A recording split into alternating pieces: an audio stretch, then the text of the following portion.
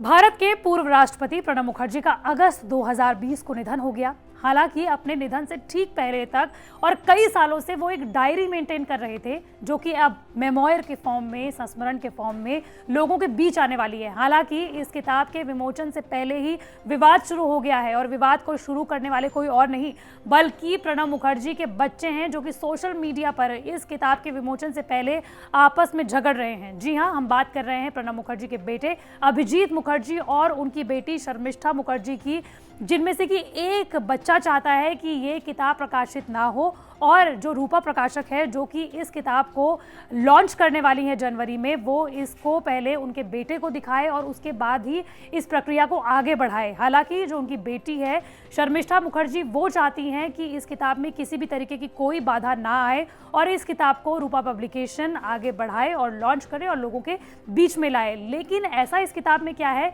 वो भी हम आपको बताएंगे और साथ ही ये भी बताएंगे कि ये झगड़ा आखिर कहाँ से शुरू हुआ। नमस्कार, मैं हूँ आपके साथ श्रेया बहुगुणा और आप देख रहे हैं न्यूज़ तक। दरअसल प्रणब मुखर्जी के बेटे, जो कि सांसद भी रहे हैं, अभिजीत मुखर्जी, उन्होंने मंगलवार को एक ट्वीट किया। दरअसल एक नहीं बल्कि उन्होंने तीन ट्वीट्स किए, जिसमें उन्होंने प्रकाशक को ये कहा कि आप ये किताब लॉन्च नहीं कर सकते। लेकिन उनकी वजह क्या थी, आइए आपको बताते हैं।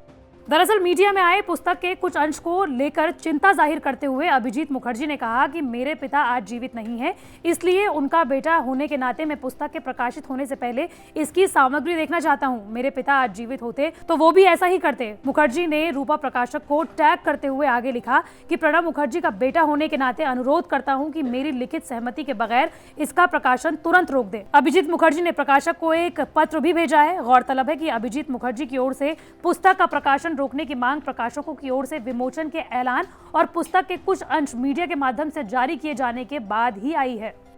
देखिए, प्रणब मुखर्जी के 3 बच्चे हैं, 2 बेटे और 1 बेटी। 2 बेटे अभिजीत मुखर्जी और इंद्रजीत मुखर्जी हैं। इंद्रजीत मुखर्जी राजनीति से बहुत दूर हैं और अभिजीत बनर्जी, जो पहले सरकारी अफसर थे, उन्होंने अपने पिता के राष्ट्रपति बनने के बाद 2012 के बाद पश्चिम बंगाल के जंगीपुर लोकसभा क्षेत्र से 2012 और 2014 और 2019 में चुनाव लड़ा। 2012 में उनकी जीत हुई, 2014 में उनकी जीत हुई, लेकिन 2019 में वो लोकसभा चुनाव हार गए। अभिजीत मुखर्जी ने ये तमाम जितने भी चुनाव लड़े वो कांग्रेस की ओर से लड़े और अगर आप उनके ट्विटर प्रोफाइल पर जाएंगे तो वो अभी भी खुद को कांग्रेस मैन कहते हैं। तो वहीं दूसरी ओर जो कि AICC यानी कि ऑल इंडिया कांग्रेस कमेटी की प्रवक्ता है, उनकी बेटी शर्मिष्ठा मुखर्जी, उन्होंने ये कहा है कि प्रकाशक को उनके पिता की किताब को प्रकाशित करने से नहीं रोकना चाहिए। उन्होंने भी अपने भाई को टैग करते हुए क्या कुछ ट्वीट किया, आपको जान लेना चाहिए।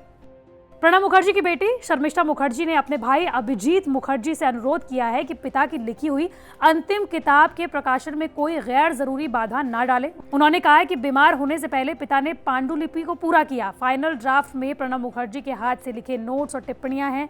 शर्मिष्ठा ने यह भी कहा कि उनकी ओर से व्यक्त किए गए विचार उनके खुद के हैं, किसी को भी इस सस्ते प्रचार के लिए प्रकाशित होने से रोकने की कोशिश नहीं करनी चाहिए। साथ ही उन्होंने ये भी कहा कि पुस्तक का नाम द प्रेसिडेंशियल मेमोयर्स नहीं बल्कि द प्रेसिडेंशियल ईयर्स है।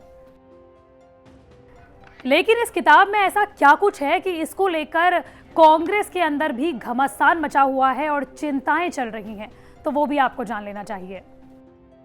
दरअसल प्रणब मुखर्जी की किताब के कुछ अंश जो कि मीडिया के माध्यम से बाहर आए हैं, उसमें एक अंश में लिखा है कि कुछ पार्टी सदस्यों का मानना है कि अगर 2004 में प्रणब मुखर्जी प्रधानमंत्री बनते तो 2014 के लोकसभा चुनाव में कांग्रेस करारी हार वाली स्थिति में नहीं आती।